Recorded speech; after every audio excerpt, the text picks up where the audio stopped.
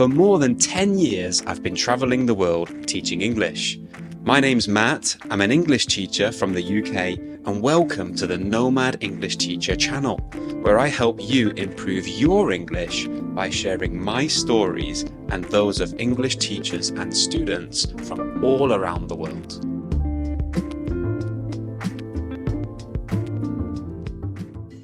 Okay, welcome back to the podcast. I'm Matt, and in today's episode, we're going to be learning a lot of negative English phrases and idioms.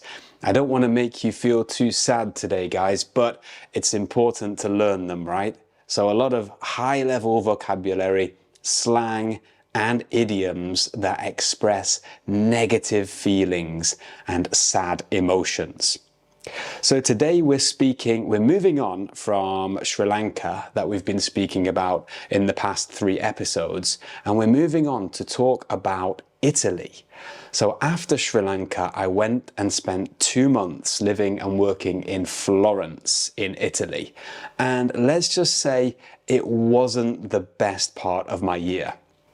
We're doing something slightly different today, guys, and I would love to hear your feedback on this after the episode. So we've invited a guest on, and it's my old student, fellow English teacher, and now good friend, Solomon.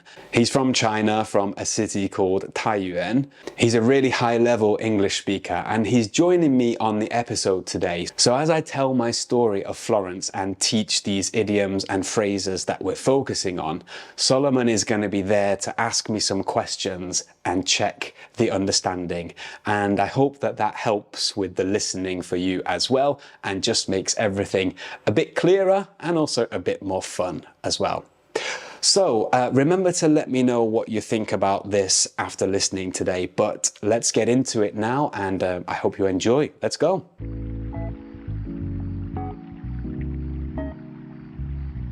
All right, so Solomon, what do you know about Italy? You know anything? They speak Italian, Yeah. and I don't know, are they crazy about pizza or something? Crazy about what? Are they crazy about pizza something? Pizza. Yeah, well, maybe. I guess so. I think pizza is Italian food, right? Um, Yeah. so yeah, they speak Italian and they eat pizza. That's 2 important things, I think. Um, have you ever heard of the city in Italy called Florence? Florence. Sounds like a romantic name, but I know nothing about it.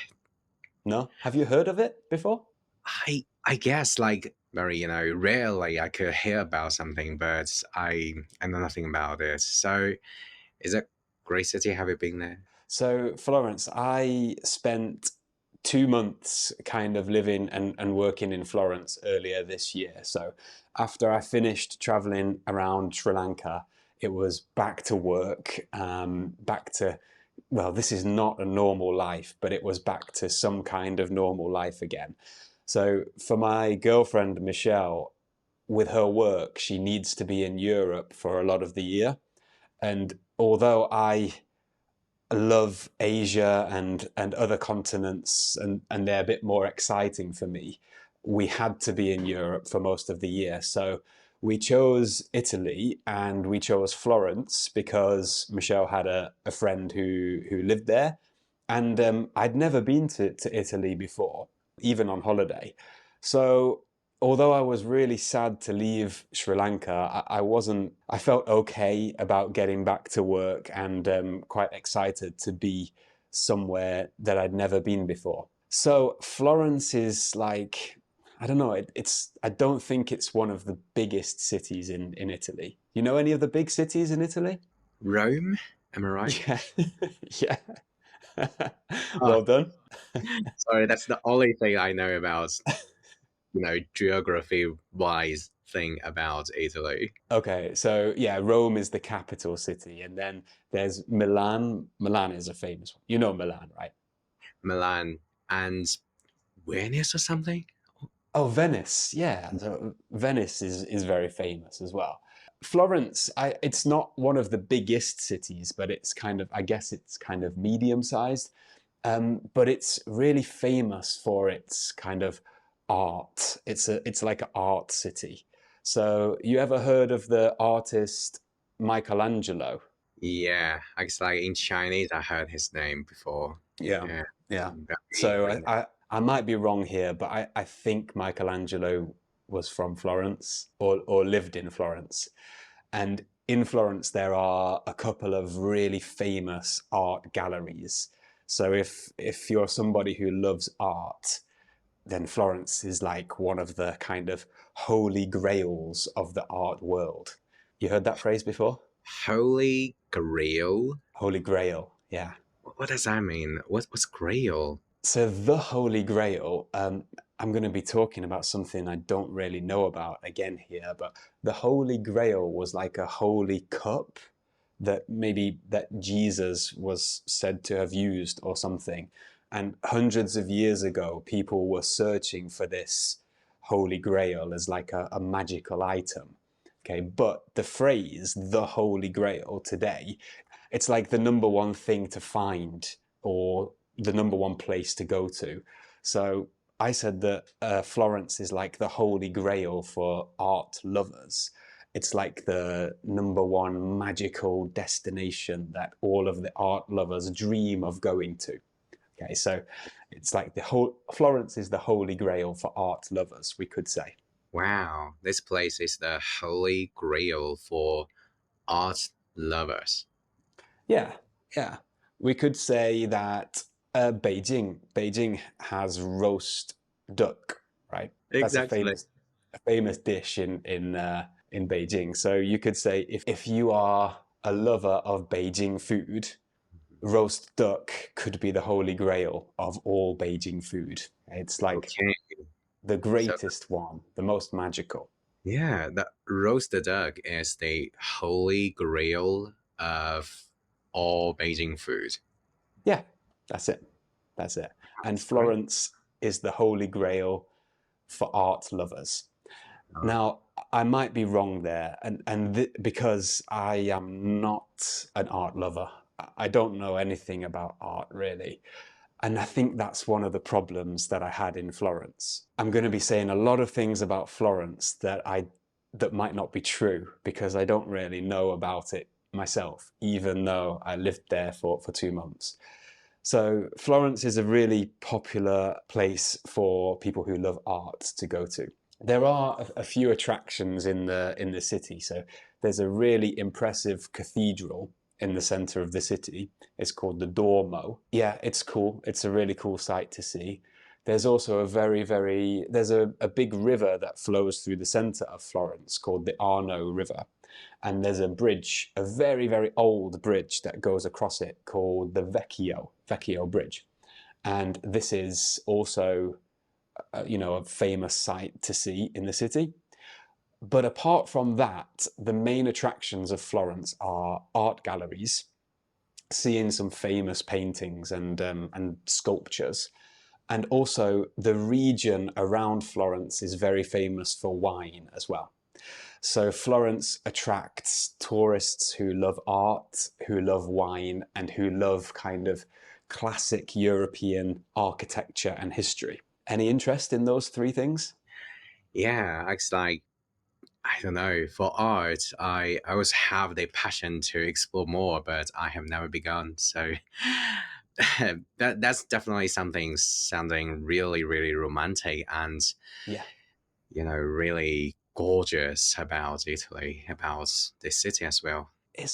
Yeah, you used a good word there, romantic. It is a very romantic city, Florence. And actually, a little story for you. My brother and his girlfriend went to on holiday to Italy just after I left, and my brother proposed to his girlfriend in Florence.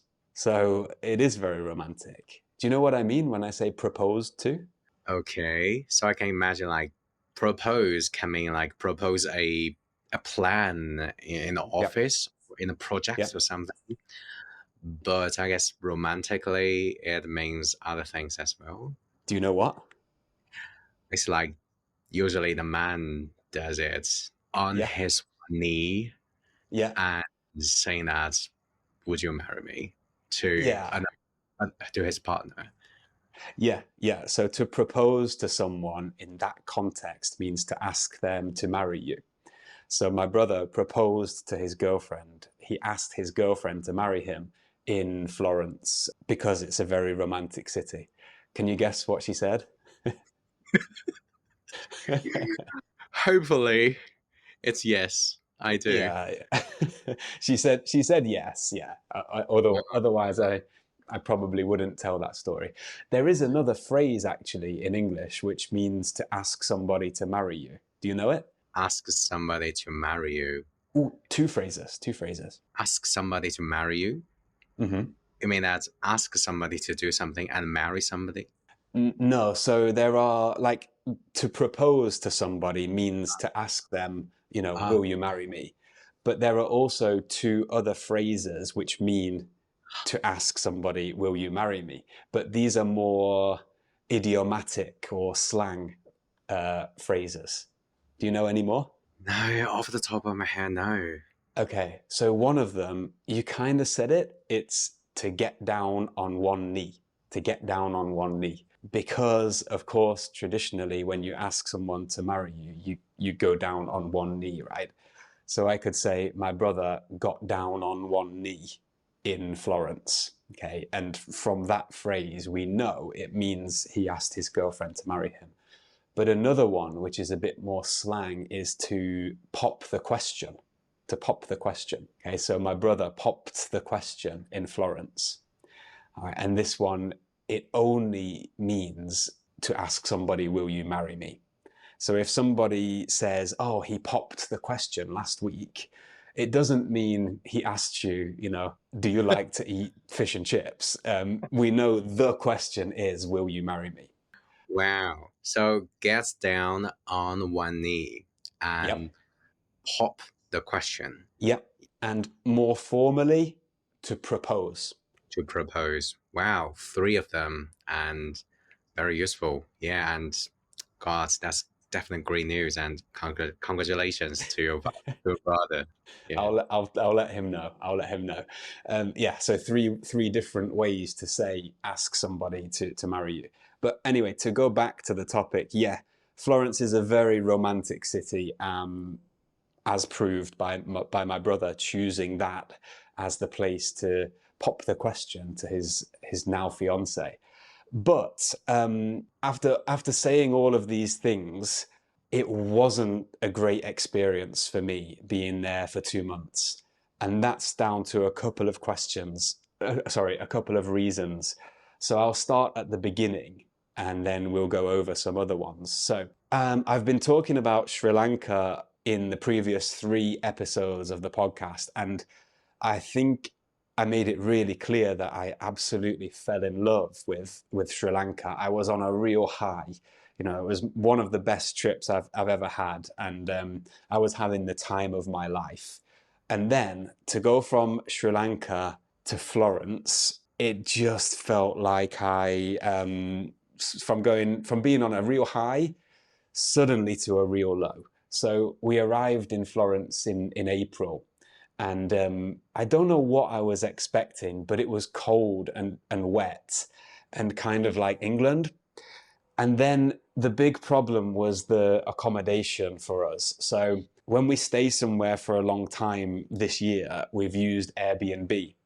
And before you arrive at the Airbnb, you never really know what you're going to find, right? You can only look at pictures and reviews.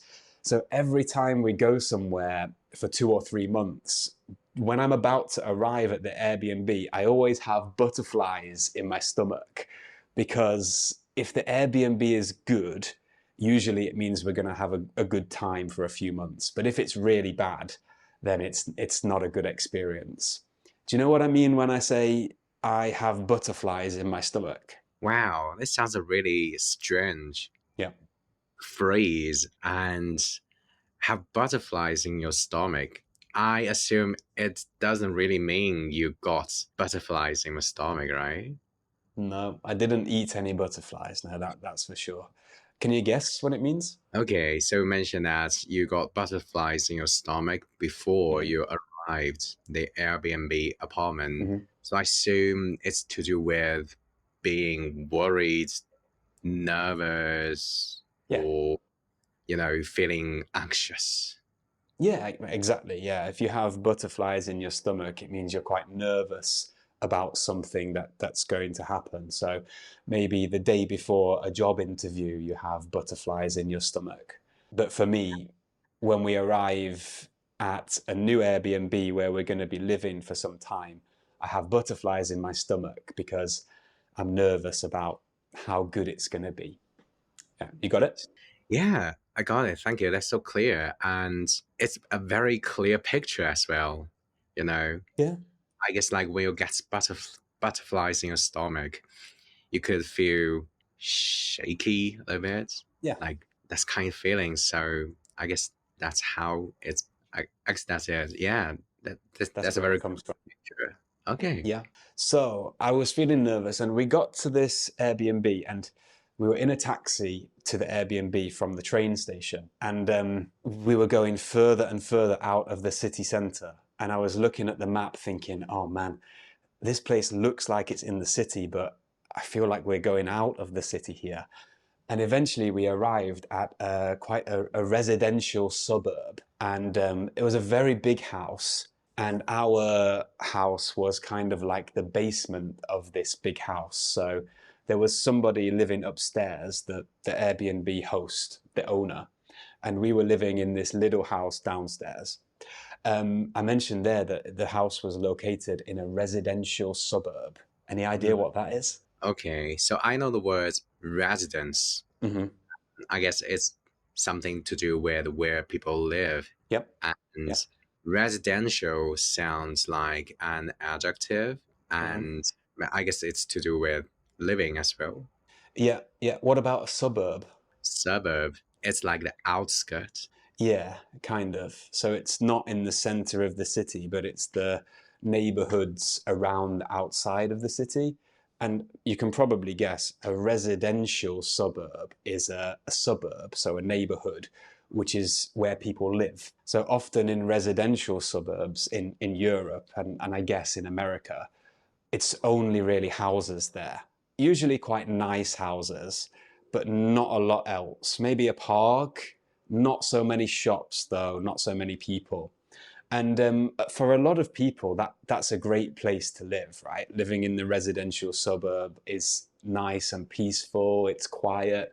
But when you're only in a place for 2 or 3 months, usually we like to be in the middle of the city because it's more convenient and you're closer to people, it's easier to get to know people. But this Airbnb was in a residential suburb, and when we went in, it was a really nice place. The house was beautiful, and the owners were really, really nice and very, very helpful. But we had a lot of problems at the start, and we really got off on the wrong foot, I think. We got off on the wrong foot. Okay, Go on. you got off on the Yeah. wrong foot. Yeah. Any guesses? I see. So maybe it's to do with getting wrong feelings or meeting terrible things or something. Not quite. It's about the start. It's about how you start something. So if you get off on the wrong foot, it means you start in a bad way or you start in a wrong way. We also say start on the wrong foot as well. So get off on the wrong foot or start on the wrong foot. Yeah, so you start something, but it doesn't go well at the start, or maybe you make a mistake at the start. All right, got it? Wow. Yeah, that's clear. So get off on the wrong foot Mhm. or start on the wrong foot. Perfect. That's it. So if I can explain a bit more, we really got off on the wrong foot in this house because the Wi-Fi was terrible at the start, and that's a big problem for me because I can't really work. I can't teach if the Wi-Fi is poor. So that was very, very stressful. Also, we were really far from like the supermarket, from the city. It took about 40 minutes to walk to the city and about 30 minutes to the nearest shop. And maybe that doesn't sound so bad, but remember, when you don't know the city, you don't have a car, that's really inconvenient. So we really got off on the wrong foot because the Wi-Fi was really bad. Location was poor. So it was a bad start. Slowly we started to fix the problems. So we got the Wi-Fi fixed eventually. We also bought some bikes online, and that helped a little bit, but it just wasn't a great start. And also, to add to that, the apartment, as it was in a basement, was very, very dark. And with my job, I spend a lot of time at home, working from home, and at times I just didn't see much daylight, and that was, yeah, that didn't have me feeling great. And also the weather. I feel like I moan about the weather a lot on this podcast. I don't want to moan too much, but when we first arrived, we went from tropical paradise in Sri Lanka to rain almost every day in Florence. And that reminds me of a nice phrase. So it never rains, but it pours, right? It never rains, but it pours. Any ideas? It never rains, but it pours. Yeah. Is it Huh. really to do with the rain, do you think? I assume no. I guess maybe also from the context, I assume it's to do with terrible things happening. Yeah. Yeah. What, one bad thing happening or? Maybe two, because like rain and pour, or maybe like pouring is like a huge rain. So Yeah. maybe like, oh, maybe like it never rains, like it gets very dry, it gets the drought. But when it rains, the rain is too heavy. Kind of, kind of. So if we say it's pouring, when we talk about rain, if we say it's pouring, we mean, Heavily raining. yeah, really heavy rain.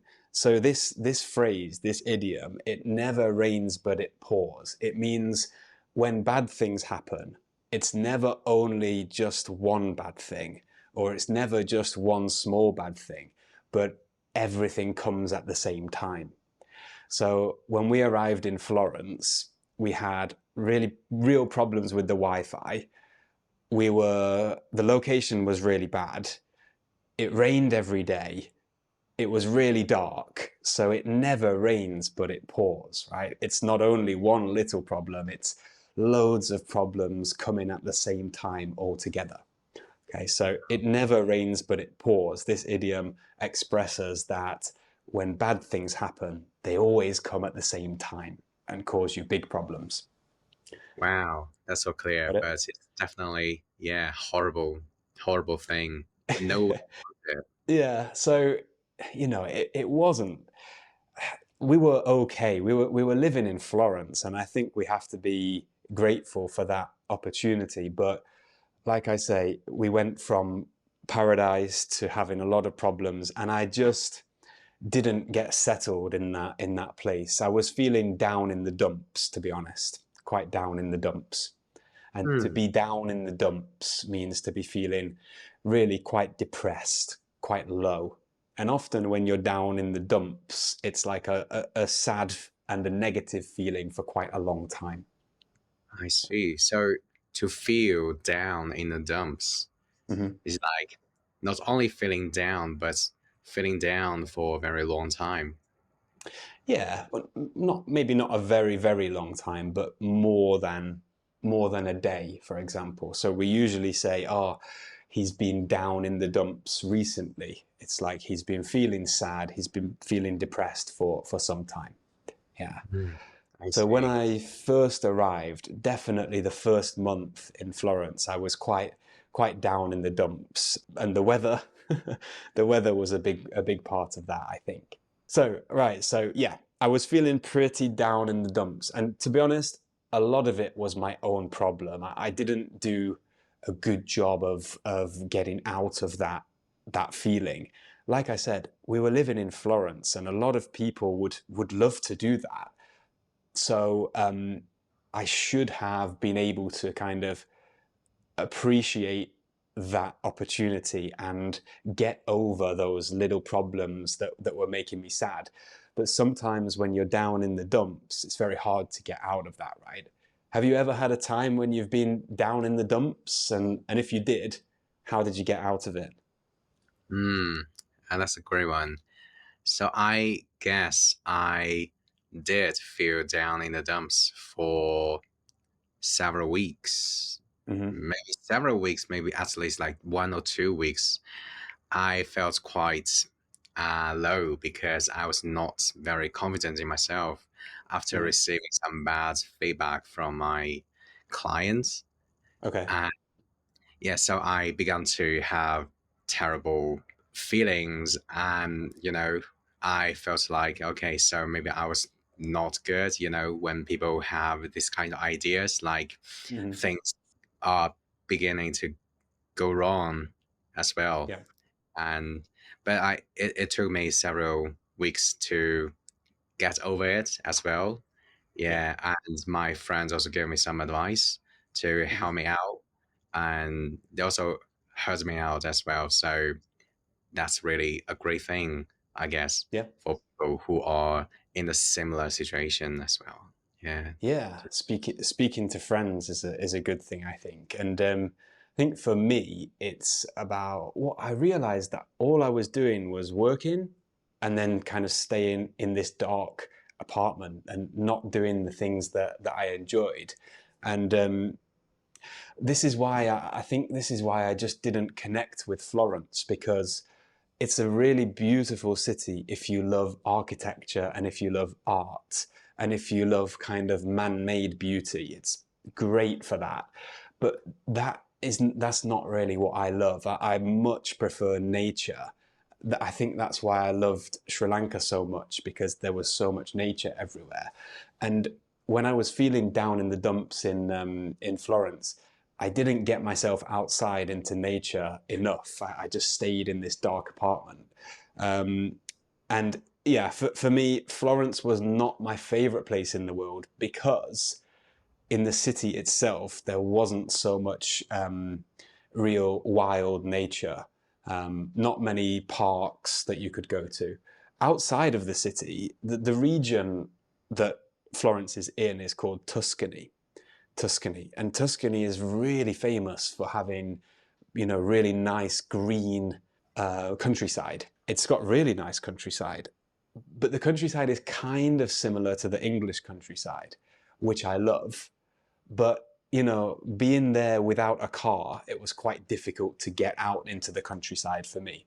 However, I did manage to pull myself up out of this dark mood a little bit when the weather started getting better in the spring, and I started doing a lot of fishing. And fishing in Florence for me was the saving grace of my time there. The saving grace. Saving Grace? Saving grace, yeah. What's Heard of that great? one? No idea. What's great? Okay. So, we've got a couple of like Jesus related or religious related phrases today. We talked about the Holy Grail earlier, right? Which is Exactly. like the holy cup. Saving grace, a grace. Oh, what is it? I don't know actually. I think grace is like an angel, maybe. Angel. Let me check this one really quickly. 1 second. Okay, so the saving grace is like the quality or the characteristic of something that saves it or that makes it acceptable. So let's say that generally something is not good or you don't like it, but it has one characteristic which is positive, and this positive characteristic saves it and makes it acceptable for you. Okay, so the saving grace. We could say that, I don't know, John is a liar. I don't know. Let's change that. It's a bit strong. Let's say John is not very polite. He's a little bit rude, but his saving grace is that he's very good at sales. And that's why his colleagues and his boss can accept him. Okay, so Mm, like he's not a very nice person, but he has one good characteristic. He's good at sales, and this makes him acceptable for the company. So being good at sales is his saving grace. I see. Is it Yeah. usually to do with like people, or we can also use it for something or somewhere. Yeah, anything, I think, really. Everything. Okay, so the saving grace of somebody or something Yep. is a very, very good Hmm. characteristics Yep. that can make other people like this person in some level or in some situations. Yeah. But Yeah. apart from this saving grace, Hmm. maybe this person generally is terrible something. Yeah. I mean, it depends on the context a little bit. Like, if we could say, for example, a dinner, let's say. Um, let's say last night's dinner was not very good, but the saving grace was the dessert. Mm. Okay, so like the dinner in general was not great, but the dessert rescued it. The dessert saved it. So overall, it wasn't too bad. It was okay. Yeah. And that's clear. So it says going Oh fishing. yeah. I was, say I forgot what I what I said. So for me in Florence, when the weather improved a little bit, so at the end of April, start of May, spring was we were in the middle of spring. The weather got much nicer, and I managed to get outside into nature and go fishing quite a lot, and that was the saving grace for me. So I quite a lot, a few evenings, almost every week really, I rode my bike down to the river. I said earlier, there's a big river through the middle of Florence, which is the Arno River, and I found a really nice spot where I found some pretty big fish, and I managed to catch a few of them down there. I got some cool videos and pictures, and yeah, that was the saving grace of my time in Florence. Really, being able to do that. Um, so I think we've been speaking. We haven't said too much about Florence itself. I think on the next episode, I'm going to do one more episode on Florence because I was there for 2 months and I did do a little bit of traveling around Italy in that time as well. So I'll talk about that a bit more next time and also talk about food as well because you can't make a podcast about Italy and not talk about food, right?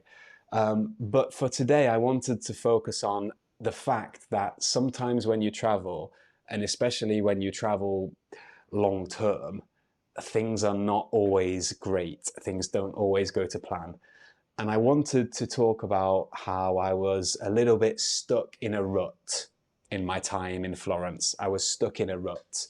But eventually, at the end, by getting out into nature and going fishing, I managed to get out of that. Go Okay. on. Question? So yeah, you said you were stuck in a rut. In a rut, yeah. I Yeah. mean, as you were stuck in very terrible situation, something. Yeah, it's another kind of negative idiom, really. A rut, so it's spelled R-U-T. I actually don't know what a rut is. Shall we check that quickly? Let's do it. I know that, I mean, the phrase is quite common, but I don't know what a rut is. Let's have a Deep, look. deep. Ah, okay, okay. Oh, right. Okay. So I never knew this, but apparently a rut is like, if you've got a road and the road surface is not very good and a lot of cars go down that road for a long time, sometimes where the wheels go, it will leave like a hole. Okay. Okay. Yes. So it's like a kind of like a hole in the road. So Yeah. the phrase to be stuck in a rut, I guess it comes from there. Idiomatically, it means you're stuck in some kind of negative feeling or some kind of negative emotion, and you can't get out of it, and it becomes a routine.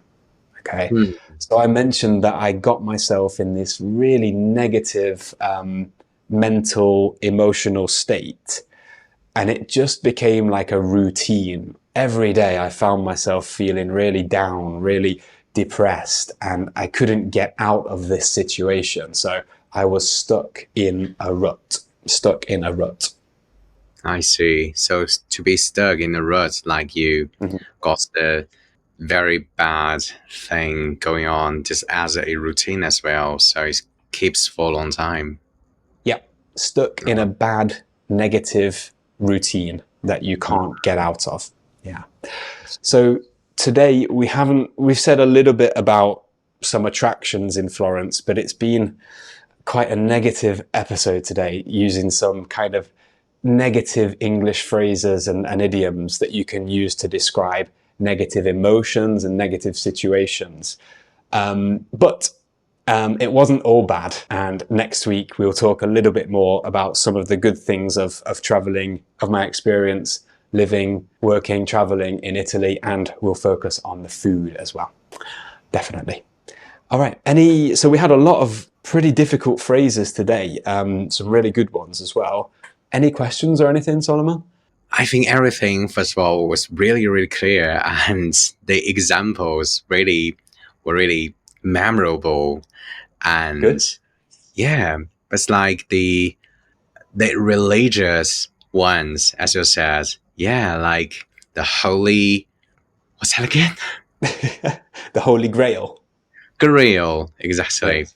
The Holy Grail and the saving grace. Nice. Nice. Well remembered, yeah. I guess like this kinds of religious related English expressions can be quite new ones for English learners from China as well. Yeah.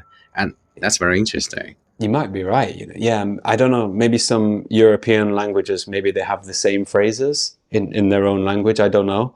But I'm guessing, yeah, in Chinese and other Asian languages, I'm sure will not have those similar phrases. So yeah, hopefully everybody's picked up a few new phrases today. Thank you very much for joining me. That was fun, I think. And thanks to everybody for listening. If you made it this far, make sure you listen again next time, because I promise it will be a bit happier next time. But all right, let's leave it there. Have a great week. See you next time.